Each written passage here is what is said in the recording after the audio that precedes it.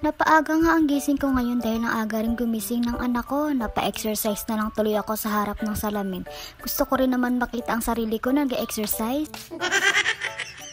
Lumabas nga ako para naman masikatan ako kahit papano ng araw. Baka naman kasi napapagkamalan na akong aswang dito ng aming mga kapitbahay. Char lang yun ha. At nakita ko nga sila nakatambay sa labas at agad ko nang nilapitan. Yung anak ko kasi nasanay na yan siya sa umaga ay dapat lumabas na. Nakagayak na nga pala kami nito dahil aalis kami, pupunta kami ng health center. Ngayong araw kasang schedule ng immunize ng anak namin. Tuwing immunize na lang, lagi akong kinakabahan. Kasi maaawa na naman ako sa anak ko, makikita ko na naman siyang masasaktan. Ay sana all nasasaktan. Inisip ko na lang kasama kasi talaga yan sa kanilang paglaki. Kaya medyo nabawas-bawasan ang aking pangamba. Nandito na nga pala kami sa health center. Dumiretso na kami sa loob para ma-record na at matimbang na si Zion. Pero may nauna pa sa amin kaya hinintay muna naming matapos sila. Nung matapos na nga sila ay agad ko nang inilagay si Zion sa timbangan. Pero nang mailagay ko na siya, pumapalag siya mga mare. Umiiyak, ayaw niya magpatimbang. Wala pa nga siya na-i-injectionan ay umiiyak na siya kaagad. Nano inaiya. Ayaw niya talaga magpatimbang kaya nahihirapan kami paano namin malaman kung ilan na ang timbang niya. Kahit nga anong gawin ko ay ayaw niya talaga magpatimbang. Kahit ipatayo ko pa siya, ayaw niya. Ipaupo, ayaw niya rin.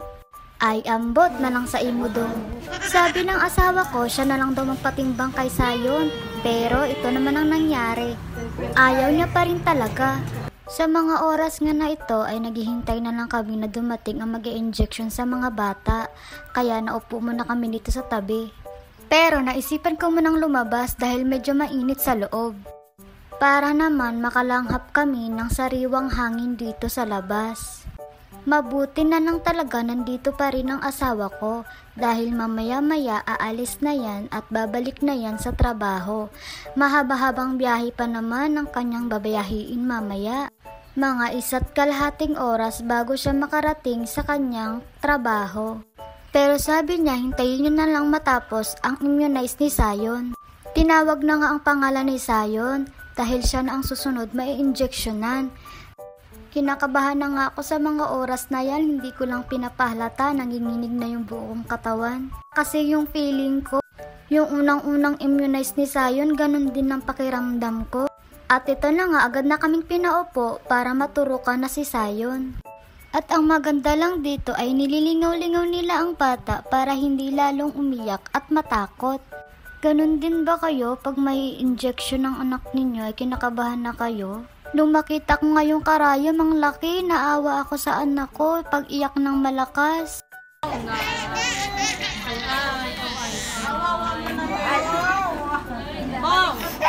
Inaaliw-aliw na lang nila si Zion para tumigil na kakaiyak pero may isang turok pa sa binti. Hays, maawa ka na lang talaga sa mga bata pag nakita mo tinuturukan at grabe ang mga iyak nila.